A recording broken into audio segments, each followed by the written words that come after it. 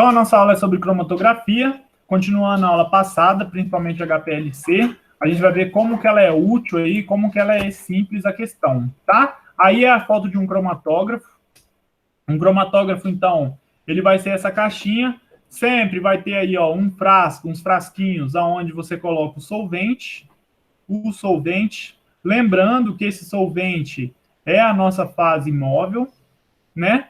A fase móvel. Lá dentro do aparelho tem a coluninha que vai passar, né? E aí aqui, ó, tem uma linhazinha aqui que é um descarte de solvente.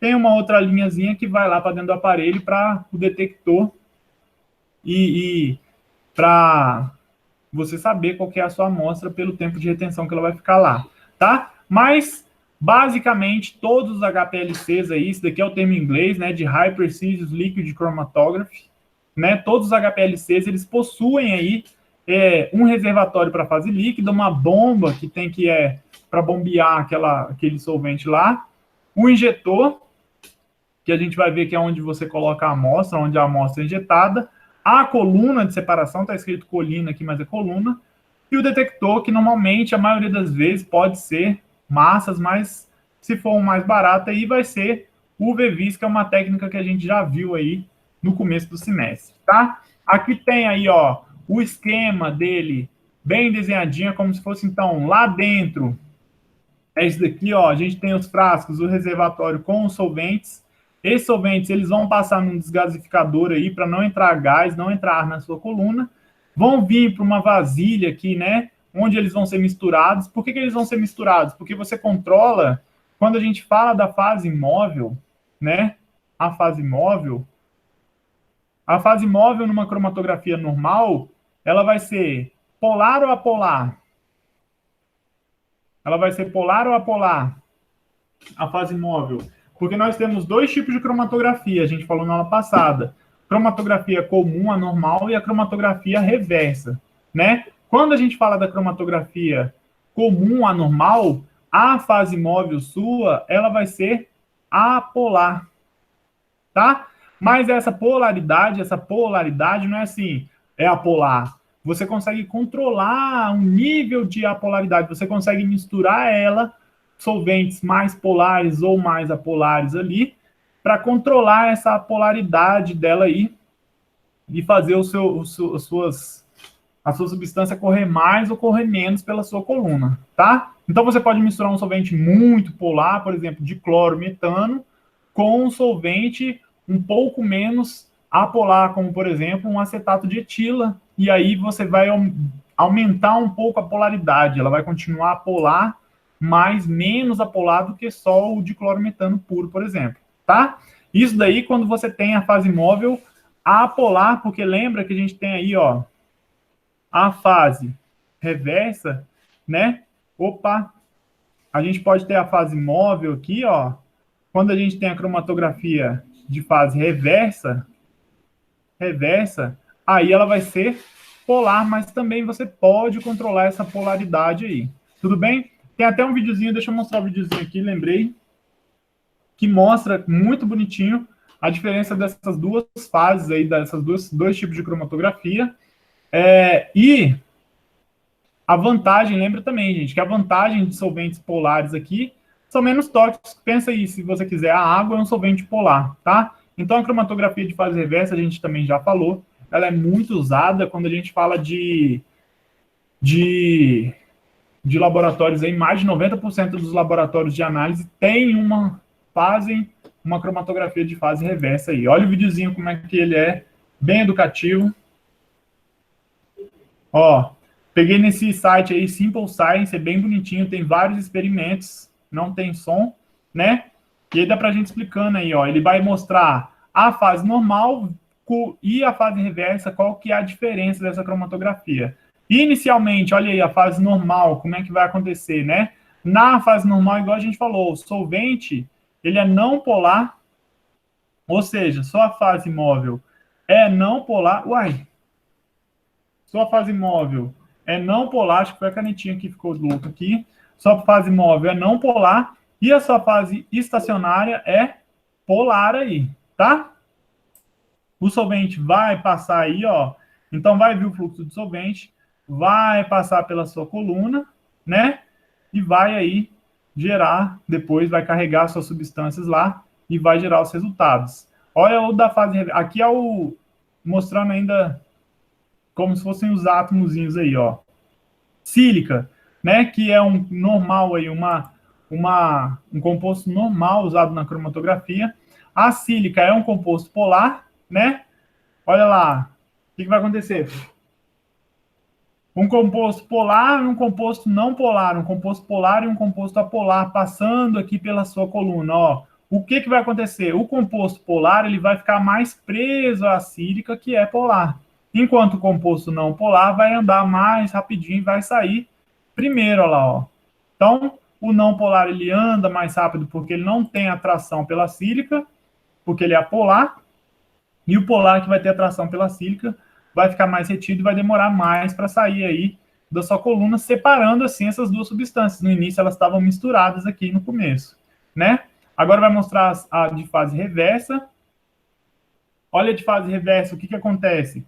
A principal diferença, o solvente, quando vai passar para a coluna, a fase móvel ela é polar, enquanto a fase estacionária, que é a substância que fica ali dentro da coluna, né, que vai interagir com a sua amostra também, vai ser apolar lá. O que vai acontecer? A fase móvel vai passar pela coluna, né, vai interagir com a sua substância, vai criar esse fluxo aí, igual a gente viu na aula passada, e vai levar essa substância. Como que ela vai ficar lá na coluna lá, né? Eu tenho muita mania de falar né. Olha aí. Aqui ele dá um exemplo aí de uma fase estacionária apolar. Olha aqui que essa fase estacionária polar, ela é uma sílica ainda, mas ela tem aqui, ó, uma cadeia carbônica alifática com 18 carbono e hidrogênio, ou seja, ela tem esses dentinhos aqui, ó, dentinhos assim, entre aspas, essa cadeia carbônica que ela é apolar. E aí quando a gente coloca duas substâncias ali, uma polar e uma apolar, vai aparecer aí as duas, né? Olha lá, ó, normalmente 8 a 18 carbonos são adicionados à sílica, então pode ter de 8 a 18. Aí falando aqui as duas substâncias, agora o que vai acontecer? A substância que é polar, ela vai embora com solvente mais rápido, enquanto a substância que é apolar vai ficar mais presinha ali na sílica e vai demorar mais para correr. As duas vão se separar, então, dessa maneirinha aí. Olha aí, a não polar ficando lá para trás, demorando mais para sair da sua coluna aí. Tá? Aí, igual tá falando, na fase reversa que a gente já falou, né? É a mais comumente usada forma no HPLC, né? E aí tá perguntando, né? Por que a fase reversa, esse videozinho é muito legal que ele não tem as explicações aí, né? Por que a fase reversa é mais comum utilizada do que a fase normal, né? Primeiro, porque ela é mais fácil de usar, já por causa dos solventes, ser solventes polares, a gente tem a maioria dos solventes sendo polares aí, né?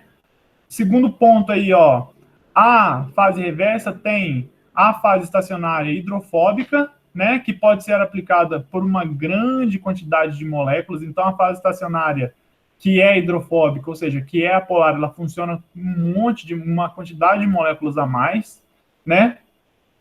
E tem um tempo de retenção aí melhor para alguns analíticos. A gente vai falar de tempo de retenção daqui a pouco lá, tá? E a fase reversa dá mais opções ao cromatógrafo, também permite aí essa questão de controle de variedades dos solventes, da concentração e do pH. Por quê? Porque você está trabalhando com solventes polares, né? Se você vai trabalhar com pH, imagina, com pH que o H+, ele é querendo ou não, um cátion, né? Você consegue trabalhar melhor essa variação de pH num solvente que ele vai ser polar aí no caso. Tá? Então essas são vantagens, além, claro, da facilidade de solventes polares serem mais baratos e menos tóxicos para a natureza aí. Por quê? Porque solventes apolares normalmente vão ser compostos orgânicos aí. Tá? Aqui está falando só para que vai ser usada a cromatografia, né, de normal aí, né? Deixa eu até pausar aqui para falar disso também. É usada para compostos que são muito hidrofóbicos ou hidrofílicos para separação, né, para serem separados usados da fase reversa, ou seja, isso é lógico. Se você tem compostos que são extremos e você não consegue usar na fase reversa, você não consegue usar essa cromatografia. Compostos que não são solúveis em água, por quê? Porque você não vai conseguir solubilizar eles no solvente, né? Já que uma vez que o solvente é polar na fase reversa, se você usar a fase reversa, você não vai conseguir solubilizar esses compostos, ou eles podem também serem decompostos em água, né? E aí eles vão ser candidatos para a fase normal, para a cromatografia normal aí, que tem a fase móvel apolar, tá? E uma das principais utilizações aí é para separação de isômeros. Eu não sei muito por que usa para separação de isômeros uma cromatografia normal. Eu sei que quando eu trabalhei no laboratório, o normal que a gente fazia coluna era sempre com cromatografia comum, usava solventes apolares, usava de clorometano, acetato de etila, acetonitrila, a gente usava solventes apolares mesmo, e a fase estacionária nossa era a sílica, que era polar, tá? Aí aqui umas questões, acabou de mostrar. Então é isso, a fase móvel na cromatografia reversa é polar, permite toda aquela vantagem lá, e aí você pode misturar diferentes solventes aqui nesse vasinho aqui, eles vão ser passados por uma bomba, né, então vai ter essa bomba aqui. Ao passar por essas bombas, ele vai passar por uma pré-coluna, essa pré-coluna é só como se fosse um filtro aí para tirar qualquer impureza que venha junto com esses solventes, mas normalmente, quando a gente fala de cromatografia de alta definição aí, você já tem que usar um solvente. O solvente, ele tem que ser o que é chamado aí de grau HPLC, tá? Os solventes que são usados na cromatografia de alta eficiência, eles já têm um grau de pureza maior, então dificilmente você vai pegar um solvente que você usa em laboratório para fazer alguma outra coisa e vai usar no HPLC. Você tem que comprar solventes grau HPLC que tem uma pureza maior, por quê? Porque ela é muito sensível, né? A capacidade dela de detectar substâncias é muito sensível. Se você botar um solvente sujo lá, você vai conseguir detectar essa sujeira aí. Tudo bem? E aí ela vai passar por esse filtrozinho aí, mesmo sendo grau HPLC, ele vai passar por esse filtro, vai vir aqui, né, para esse divisor de fluxo aqui, que pode ser descartado, ou aqui é como se fosse uma chavinha, né? Ele pode fazer ou isso daqui, ou ela pode fazer indo reto ali. Se ela for reta, ele vem para cá, onde você vai ter esse injetor, né? O injetor é onde você vai injetar sua amostra, ele vai se misturar com solvente aqui e vai descer a uma pressão controlada. A vantagem da cromatografia líquida de alta eficiência, né, é que tudo é controlado. O fluxo de solvente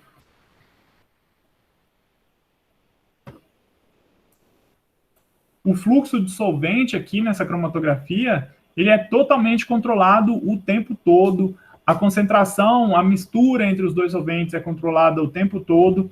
Então, você tem um controle muito grande, mas o princípio de passar a mistura por uma coluna aqui, ó, é o mesmo que a gente faz quando a gente faz a cromatografia em uma coluna de vidro. Tá? Na cromatografia líquida, a diferença da cromatografia líquida de alta eficiência, quer dizer, né, porque os dois são cromatografias líquidas, na de alta eficiência você vai ter um controle muito maior do solvente, do fluxo de solvente, você já tem ali um detector que a amostra já sai e vai direto para o detector, né? E aí vai passar por essa coluna aqui e vai ser ou descartada ou vai para um frasco aí. Olha que maravilha, né? Qual é a vantagem de um HPLC? Deixa eu ver se tem. A vantagem do HPLC, se a gente for observar, é que se você quiser separar uma mistura que tenha muitas substâncias, por exemplo, quando a gente pega produtos naturais ali, que mesmo que você destile e consiga um óleo essencial que ele está relativamente puro, ainda tem muitas outras substâncias que compõem esse óleo essencial, né? Agora, quando você tem uma cromatografia que faz a separação, aqui, ó, que ela passa por essa coluninha aqui, você consegue pegar a fração exata que saiu daquela amostra lá. A fração exata que saiu daquela amostra e pede para o aparelho assim, ó, guarda isso aqui no frasquinho. Aí saiu, ele vai guardar no frasquinho. Se você quiser pedir para guardar em outro, ele muda o frasquinho, ou você mesmo, depende, né? Se for um caro, ele muda sozinho. Se for mais barato, você tira o frasquinho e coloca outro. Quando for sair outra amostra, né? Então você consegue separar substâncias de uma maneira muito mais legal do que você fazer a cromatografia em coluna aí, tá? Então, olha aí, para que ela é usada? Para analisar misturas complexas. Por quê? Porque ela tem um alto poder de separação, realizar purificações, igual a gente acabou de falar, desenvolver métodos de síntese e isolar produtos naturais. Isolar produtos naturais vai ser nosso sonho lá na Uniceplac. Imagina que legal, né? A gente poder trabalhar com produtos naturais isoladíssimos, você comprovar, você saber que aquele produto natural ali, ele só tem aquela molécula daquela substância lá, tá? Métodos de síntese é quando, se você estiver tratando isômeros, aí você consegue separar esses isômeros por um HPLC, por exemplo, lá, tá? É muito mais refinada do que a cromatografia de coluna in vidro. Por quê? Porque na de coluna in vidro, quem que coloca o solvente lá dentro, lá, né? É você. Você que vai pegar o becker contendo o solvente aqui, vai virar lá dentro da coluna. Deixa eu tentar desenhar uma coluna de vidro aqui. Tem a torneirinha. Vou desenhar a coluna enquanto passo o carro da pamonha.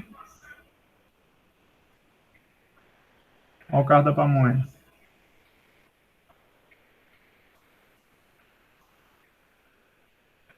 Esse carro passa sempre. Ô, bicho que trabalha. Sempre. Sempre no horário da aula ele tá passando. Um dia, quando eu tiver essas aulas gravadas aí, que a gente estiver tendo aula comum, eu vou olhar de novo. Eu vou saber que tá passando carro da pamonha. Quando a gente fala aí, ó, de cromatografia em coluna, quem que joga o solvente lá? É você. É você que está jogando. Então, o fluxo do solvente é controlado? Nem sempre. Por quê? Porque às vezes você enche a coluna com solvente, esse solvente vai descendo, ele vai ficando aqui embaixo, aí você enche de novo a coluna. Cada hora vai ter uma determinada pressão dada por essa coluninha de solvente que você deixa ali. O escoamento também, às vezes você abre mais a torneirinha, às vezes você abre menos a torneirinha. Então, isso já vai mudar como que corre ali a sua substância, tá? Tudo isso interfere, então. Na cromatografia de alta eficiência, isso daí já é, igual eu falei, tudo controlado e por isso ele tem um alto poder de absorção. Aqui é um exemplo de um cromatograma, a gente vai falar dos cromatogramas agora, né?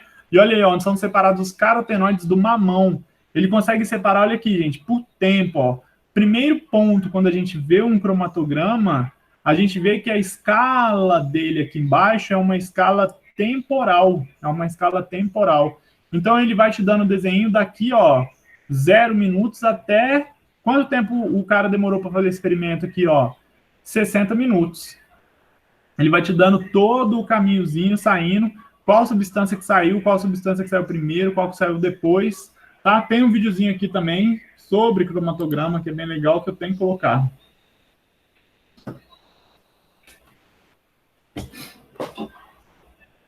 Olha aqui, pontos importantes para a gente saber de um cromatograma, o que a gente tem que ler e entender num cromatograma aí, ó, né? Como que a gente interpreta um cromatograma? Então, vamos lá. Olha os pontos, deixa eu até soltar a canetinha aqui para... Primeiro ponto aí, ó, que tem que ser coletado no cromatograma aí, vai ser o quê? Igual a gente falou, o tempo aqui embaixo, aqui, ó, é o tempo de retenção da sua amostra, tá? E aqui do lado vai ter aqui, ó, uma unidade de absorbância. Absorbância de quem? Por que acontece essa questão de absorbância aqui, ó? Ali no do cara tava mili, né? Deixa eu botar aqui. No dele lá, no exemplo que a gente viu, tava mili, mais mili, se você falar, se você olhar é 10 ou menos 3. Então, se a gente fosse transformar aqui, ó, ia ficar 1, 2, ia ficar 90, né? 80. Você pode deixar mili ou pode deixar só o AU mesmo. Ou mili AU, que é mili arbitrary units, né? Por que é unidades arbitrárias? Porque isso daqui é uma detecção que ela está sendo feita por um UV-Vis. Então, olha lá, quando sai a nosso experimento lá, né, e vai passar por esse detector aqui, o que vai acontecer? né? Esse detector ele vai fazer a leitura da amostra e a gente tem que lembrar que quando a gente fala de absorbância, aí, a absorbância ela não possui unidade. Não possui unidade. Quando não possui unidade, fica esse A.U aí, que é justamente de quê? De arbitrary, olha o inglês aí, ixi, eu escrevi errado, nem falando e nem lendo. Vamos lá. É arbitrary unit. Por quê? Porque ela não tem unidade. Por isso que fica esse AU aqui. Por que ele não tem unidade? Porque quando a gente vê a absorbância, né, é o menos log da transmitância, só relembrando aí. E a transmitância vai ser o quê? P sobre P0, né? Como ambos, a incidência dos feixes aqui, né? A potência do feixe, que era lá, passa pela amostra e sai, né? P0 aqui, P, a gente tem até essa aula gravada aí, né? A intensidade da radiação aqui, ela vai cortar a intensidade com a intensidade e vai ficar, então, a transmitância sendo uma unidade, uma grandeza sem unidade, ela vai passar para cá, para a absorbância, sendo uma grandeza sem unidade também, a absorbância não vai ter unidade, por isso que fica esse A.U aí, tá? Igual no videozinho ali, tá, milha-U, pode ser AU ou pode ser milha-U, não tem problema não, milha é só questão de unidade de grandeza. E aqui, ó, é a questão do tempo de retenção, ó.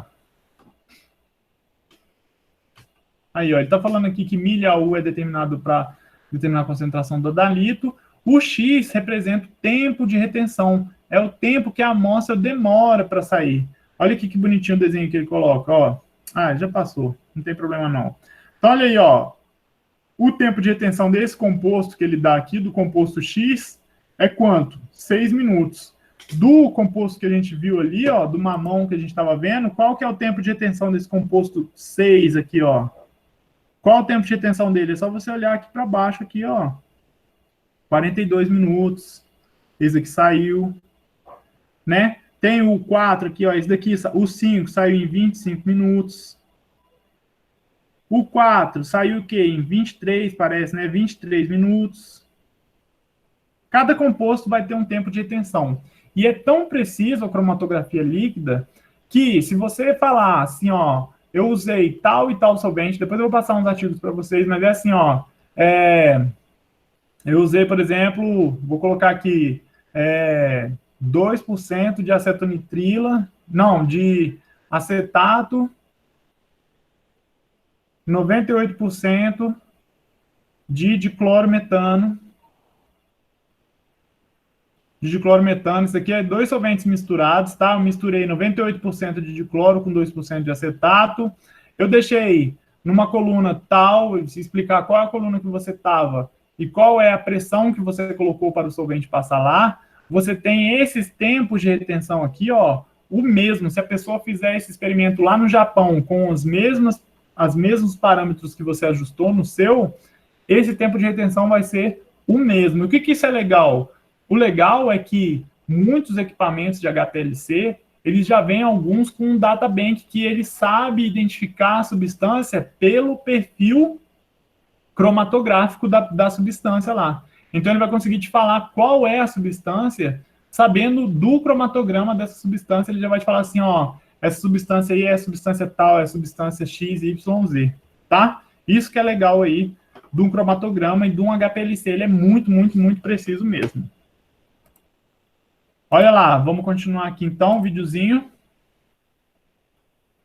Então, ó, retenção também é usada como uma ferramenta de identificação. Olha aqui, ó, ele dá um exemplozinho bem fácil, bem legal de ser entendido aí, ó. Então, a gente tem alguns compostos aqui, ó. Acetaminofeno tem o tempo de retenção em 2 minutos. Cafeína tem o tempo de retenção em 6 minutos. Ácido benzoico em 7 minutos e aspirina em 9 minutos. Qual é o composto X? Ele fala aqui então, né? Ou seja, se o composto X tem o tempo de retenção em 6 minutos, o composto X vai ser então quem aí? Vai ser a cafeína. Olha como é fácil, como é legal a questão de identificação por tempo de retenção. Por que isso? Porque a cromatografia ela é muito precisa com relação ao tempo que a molécula fica lá dentro, desde, claro, que você coloque um ajuste para isso daí, tá? Também pode ser calculado aí, ó, o HPLC também pode calcular o quê? A concentração. Claro, gente, que ele pode calcular a concentração, por quê? Porque quando a gente fala do detector ali, quando a gente está falando do detector aqui, ó, esse detector, igual a gente tratou, se ele for um VVIS, a principal característica do VVIS é ser uma ferramenta que é o quê? Que é quantia, que a gente vai usar a famosa lei absorbância, absorvibilidade molar, vezes caminho óptico, vezes a concentração, né? Vai usar a lei de Beer aí para calcular a concentração do composto. Basta, claro, para quando a gente vai calcular essa concentração, a gente fazer uma curva de calibração, que foi aquilo que a gente fez em sala de aula, né? Na época que a gente ainda estava podendo ter a presença e nos encontrarmos lá, bons momentos. É só você fazer uma curva de calibração. Então, aqui, ó, preparou e correu essas amostras, 50 miligramas por litro de cafeína, miligrama por litro é ppm, né? 100 miligramas, 100 ppm, 150, 200, 250, olha lá. Ele vai correndo essas amostras, ó. Então, olha aí, ó, 50 miligramas, 100, 150, tá vendo que a curvinha vai aumentando? Por quê? Porque quanto maior a absorbância, maior a concentração, maior a absorbância da minha amostra lá. Olha lá, né? Então, ó, maior a concentração, maior o pico de absorbância, isso é claro. Aqui ele está mostrando só como é que o computador calcula isso daí, né? Ele calcula, né? Pela área total do pico, pela integral desse sinal aqui, né? Então, nem sempre um pico mais alto vai ter ali, né? A maior concentração, ele vai calcular a gente no VVIS, a gente calcula pela altura, aqui ele vai calcular pela área, pela integral. Então aqui, por exemplo, ó, qual que tem maior concentração? Qual que teria maior concentração? O A. Olha o verde dele, o espaço verde, muito maior do que o B, apesar do B estar com uma absorbância maior ali naquele ponto ali, tá? Então a área representa a quantidade de composto que passou pelo detector. Então, nem sempre um composto mais alto, né, representa a concentração maior aí. O pico A tem uma maior concentração quando comparado ao pico B, porque a área do pico A ela é maior aí, tá? E aí o software, normalmente, você corre a curva de calibração e ele já calcula a área para você, ele já calcula a concentração para você. Isso daí, até nos cromatógrafos lá que a gente usou lá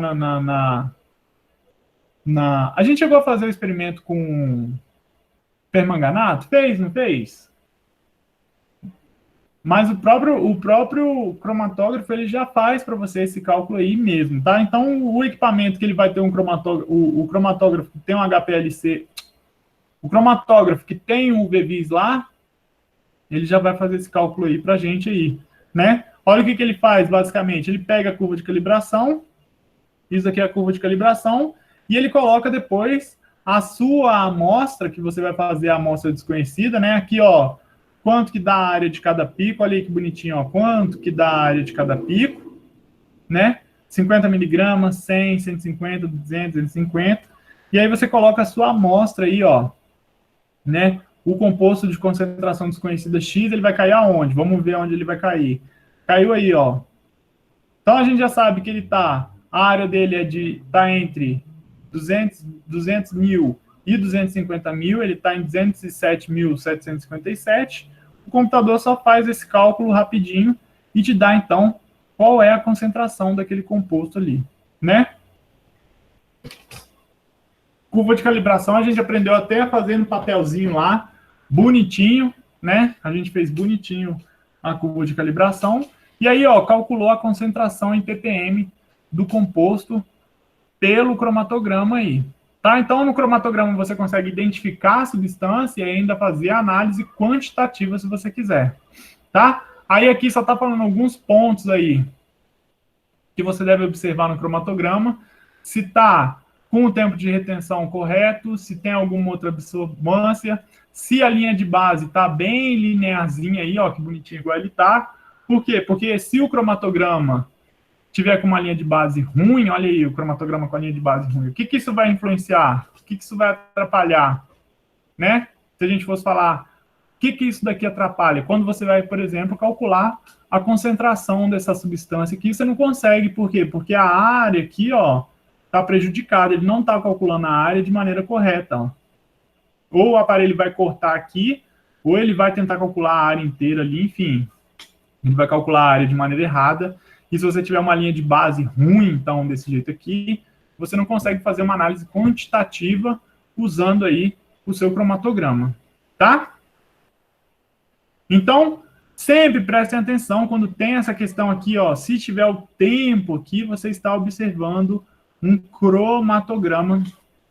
Já vi cair em prova de concurso, caiu na prova de um concurso que eu fiz uma vez, né? Deu lá A.U, por quê? Porque um VVIS é igualzinho, né? E aí tinha aqui, ó, um tempo, né? Um tempo, time. E falava assim, esse espectro que está aparecendo aí é um cromatograma ou é um espectro? É esse gráfico que está aparecendo, é um cromatograma ou um espectro? Se você olhou aqui, tem tempo, ele é um cromatograma. Se você olhar lá, tá A.U, e tem aqui, ó, comprimento de onda, por exemplo, em nanômetros, né? Aí já é um espectro, tá? O cromatograma dá em tempo, um espectro dá em comprimento de onda, em energia da sua frequência lá. Mas ambos estão medindo aí, ó, a absorbância da sua análise, da sua amostra. Por quê? Porque no cromatograma, quando sai a amostra aqui, ele vai marcando o tempo, no detector você tem ali um mecanismo de UV-Vis ali que vai ler a sua amostra e vai dar um pico de absorvância. Tudo bem?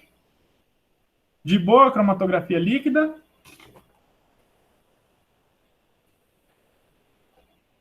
Cromatografia gasosa, olha aí, a cromatografia gasosa se baseia, lógico, né, gente, lógico, ó, na separação de substâncias voláteis. Substância tem que volatilizar, lógico, por quê? Porque você vai fazer ela quando ela estiver no formato de gás, então não adianta você meter um óleo lá e você vai entupir a sua coluna, vai estragar tudo e não vai adiantar nada, tá? A amostra ela é vaporizada no local da injeção, introduzida na coluna contendo a fase estacionária. Vantagem, alto poder de resolução, então ela consegue detectar muito mais do que a cromatografia líquida, ela tem um poder de detecção, olha aí, de picogramas, né? 10 a menos 12 gramas. Então, às vezes, as pessoas conseguem detectar aí parte por bilhão. Tem até um estudo de um professor que fazia lá na UNB, ele era do laboratório de analítica, e aí olha como ele fazia. Eles usavam, claro, cromatografia gasosa, né? Eles detectavam a quantidade de cocaína. Olha qual é o poder aí de detecção deles, né? Eles detectavam a quantidade de cocaína na água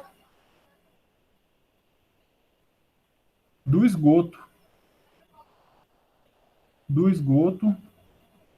Que chegava lá na CAESB. Você vê, eles conseguiam detectar cocaína na água do esgoto, ou seja, por quê? Porque a pessoa cheirava a cocaína era metabolizada, uma parte dela não era metabolizada, saía ali na urina, né? Porque saem esses exames de detecção de drogas, sai querendo ou não uma certa quantidade ali, a pessoa dá descarga, o negócio vai lá para o encanamento, desce com um monte de água, vai no esgoto, chega lá na CAESB, o cara pega a água e consegue detectar essa cocaína. Então, imagina o poder, a sensibilidade aí, eu dou esse exemplo sempre, porque é um ponto sempre que a gente vale lembrar, a sensibilidade aí, né, de um aparelho de cromatografia. E aí era legal que ele via assim, ó, tipo assim, algumas coisas que ele me falou, né, que eu vi um seminário dele também, professor Fernando, até aproveitando que tá ficando gravado qualquer coisa, professor Fernando, do laboratório de analítica lá, como é que era o nome do laboratório dele? Aqua, da UNB. Durante o carnaval, o consumo de cocaína era aumentado e ele via e eles mostravam gráficos desse aumento do consumo de cocaína durante o carnaval. E outra, a galera achava que quem usa cocaína e tal, droga, tá mais na periferia, mas eles conseguiam mapear, né?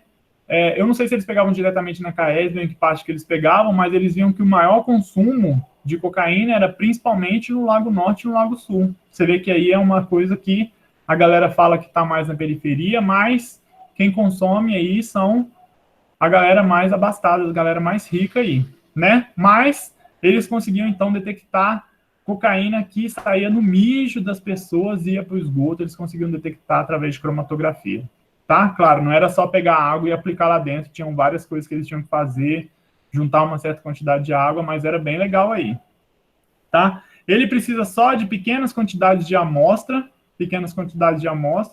e faz análises quantitativas, igual a gente falou aí, né? Picogramas, que é 10 a menos 12, o pico é 10 a menos 12, ou é 10 a menos 10, não lembro, mas acho que é 10 a menos 12 mesmo.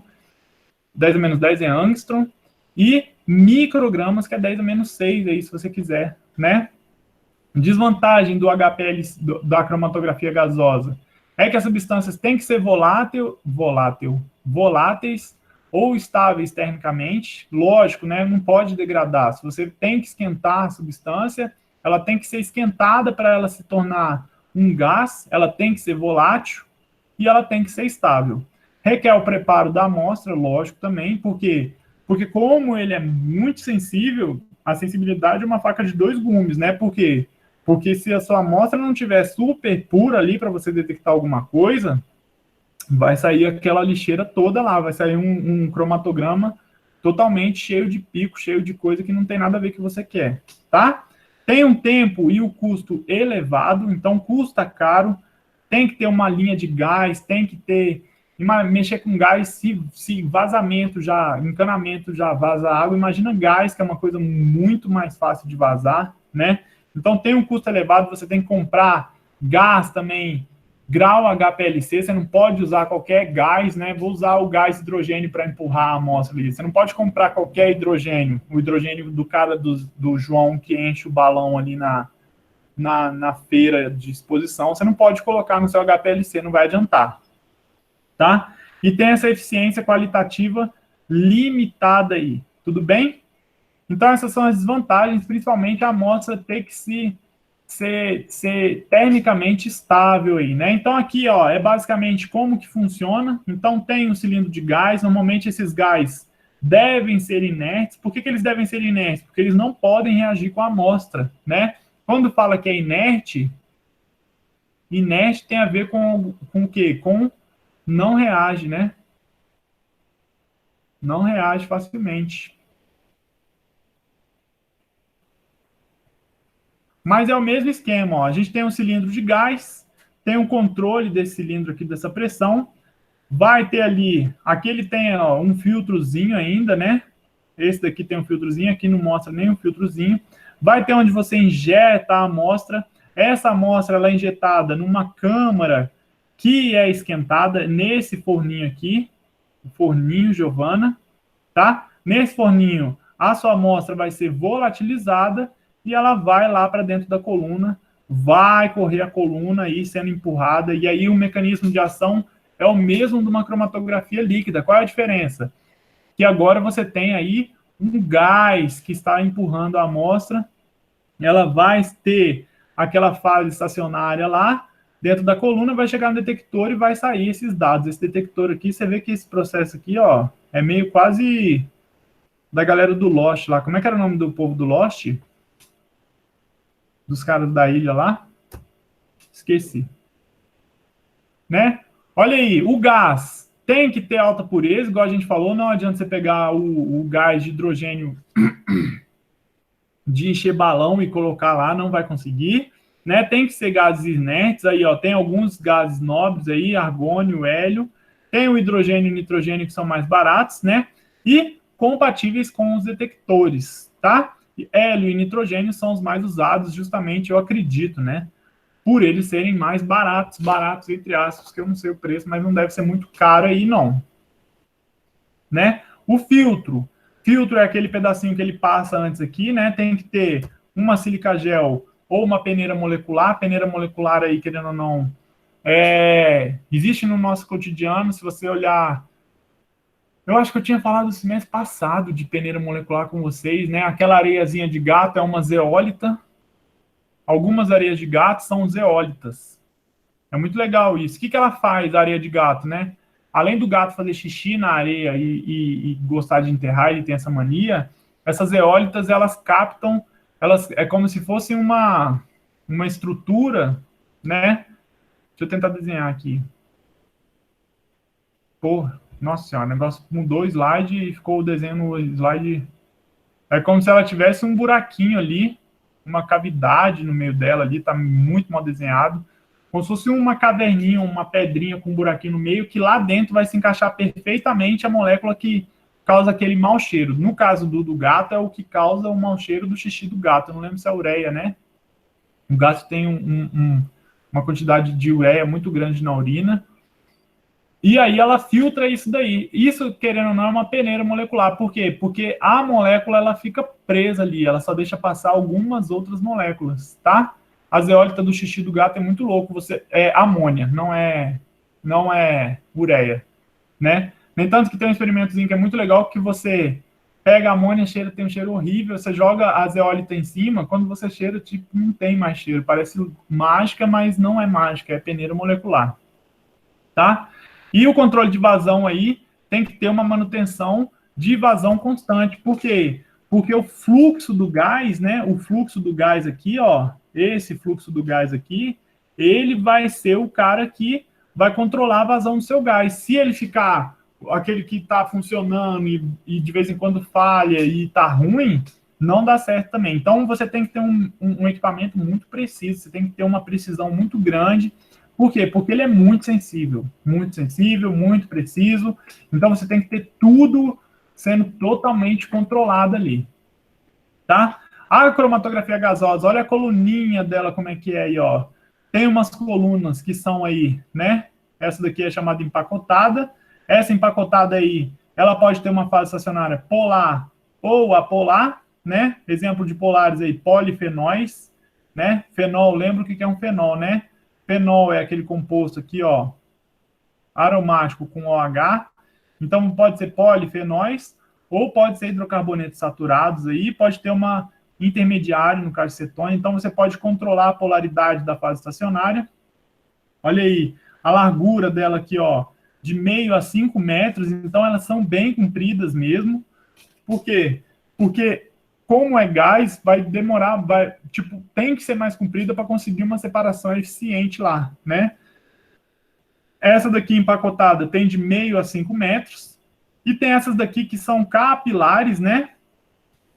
A do capilar, ela tem menor capacidade da amostra, a capilar é bem fininha mesmo, tipo, muito fininha mesmo. Olha aqui a largura dela, né? O comprimento, ela vai de 5 a 100 metros de coluna. Então, se você pegar isso daí e esticar, você vai ter 100 metros de coluna aí, né? E a fase estacionária dela é um líquido que fica absorvido sobre um sólido aí, tá? É meio complicado de explicar como é que um líquido fica absorvido, mas é como se fosse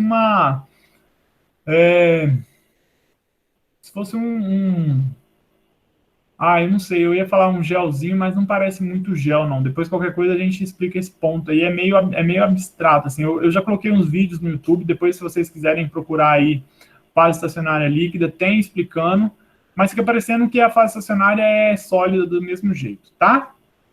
Ela tem uma menor capacidade da amostra, claro, ela é um capilarzinho mais fino. Em compensação, ela tem uma melhor resolução. Olha aí, gente, o negócio vai correr 100 metros, né? E ainda tem 1 milímetro, olha a milimetragem dela aqui, de 0,1 a 0,5 milímetros de diâmetro aí. Então, ela é muito assim, ó. É isso aqui, ó. É a largura da coluna, onde vai passar sua amostra e vai passar lá, tá? Quando a gente mede aí na cromatografia gasosa, a mesma coisa, né? No cromatograma aí, ó, vai ter o tempo de retenção. Diferentes espécies saem da coluna em diferentes tempos de retenção. Aí, ó, dá diferentes álcool, butanol, propanol, metanol. Então, aí, ó, só de mudar a quantidade de carbono já tá ficando, né? Já muda o tempo de retenção. Lembrando que aqui tem o maior tempo, aqui fica o maior tempo, aqui fica o menor tempo de retenção, né? E se você quiser informações quantitativas, aí você tem que fazer uma calibração do seu aparelho. Tudo bem? Tem alguns exercícios aqui, ó, sobre cromatografia, mas eu vou deixar esses exercícios, a gente ia fazer em casa, mas a gente faz, eu deixo eles como exercício, já o primeiro exercício de... Vou passar eles para o Word para vocês fazerem, já fica como primeiro exercício para o segundo bimestre, tá? Mas são exercícios bem fáceis aí, ó, cromatografia, dos anos 70, vem sendo usada, na toxi... Entretanto, como toda técnica tem suas limitações com o emprego da fase da triagem. A princípio, pode ser passível de análise gasosa, uma substância precisa. Então, ó, para uma substância ser analisada em cromatografia gasosa, ela precisa se degradar nas temperaturas do injetor? Precisa se degradar, gente? Claro que não, né? Você não quer nada que degrade lá, você quer analisar a sua substância, você não quer analisar o degradado. Se volatilizar nas temperaturas operacionais, sim, já é uma opção feliz aqui, né?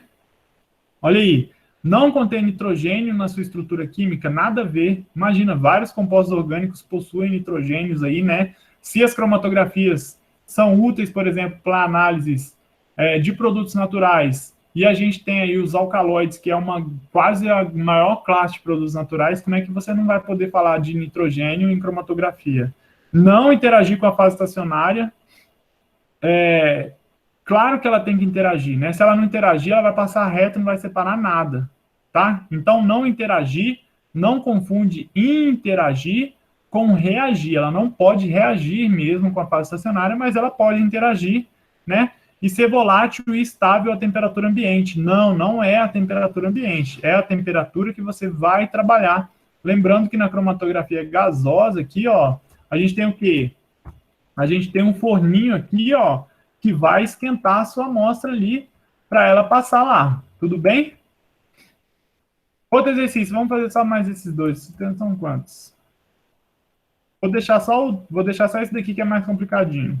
Ó, na cromatografia de fase fixa, uma coluna ou uma placa chamada de fase estacionária irá se mover através... Isso daqui é camada delgada, que a gente falou na aula passada. Olha aí, as diferentes interações entre as substâncias e as fases fixas e móveis irão fazer com que essas apresentem diferentes valores de fator de retenção, RFs, né? A gente falou do RF na aula passada. De acordo com a informação e com a base na representação de uma placa cromatográfica, mostre qual substância, S1, S2, S3, possui maior afinidade pela fase móvel e qual possui uma maior afinidade pela fase estacionária. Gente, olha aqui. É mole demais, né? Qual possui uma maior afinidade pela fase estacionária? Vamos colocar de verde aqui. Olha aqui, 3 substâncias. Você aplicou essas substâncias aqui, fez a bolinha, colocou elas no solvente. Colocou elas no solventinho aqui, ó. Lembra, o solvente não pode pegar na amostra e esse solvente sobe por capilaridade aí. Vai subindo, vai subindo. A hora que ele chegou aqui, você tira ele. Quem que teve maior afinidade pela fase estacionária? Pela fase estacionária, que é a sílica que está aqui nesse coisinha. Qual foi a substância que teve maior afinidade pela fase estacionária? Se a gente olhar, foi a que correu menos. Ela ficou mais grudada, né? Ela teve mais afinidade pela sílica, se for a sílica no caso aí.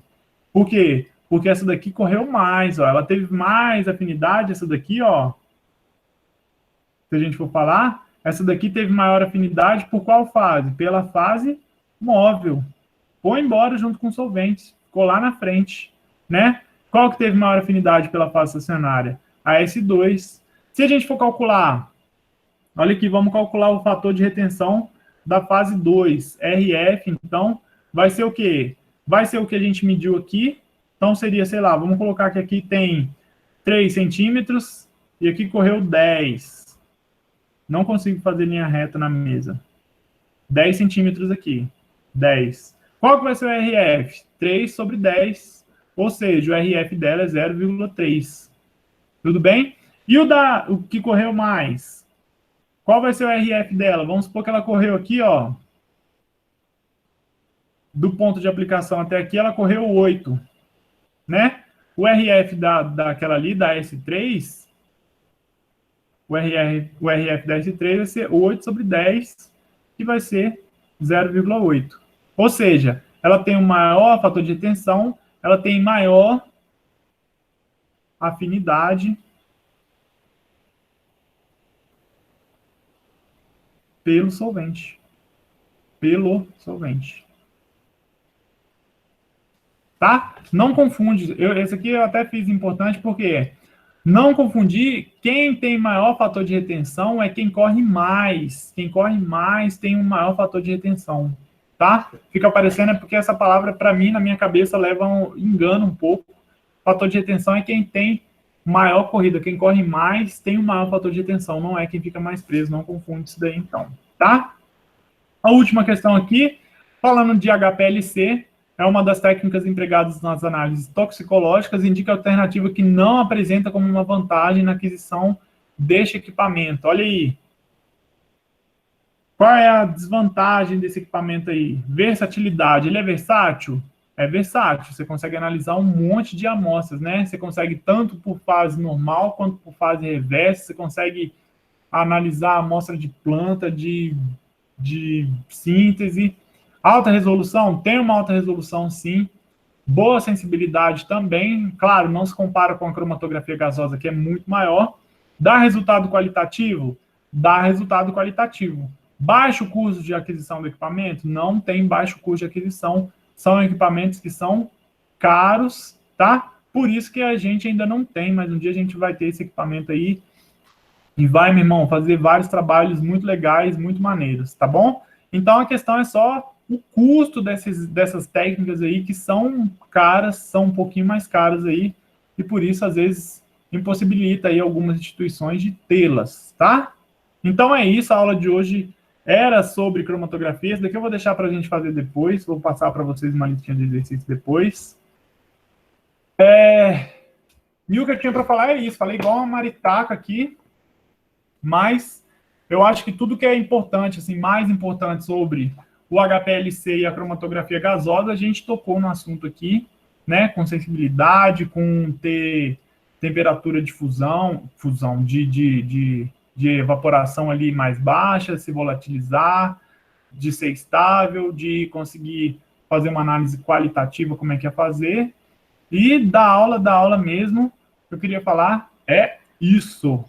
Falei que a aula ia ser bem rapidinha hoje, e foi mesmo. Deixa eu botar para parar de gravar. Muito obrigado se você for assistir no YouTube. E depois assistam vocês também lá e dá o like lá.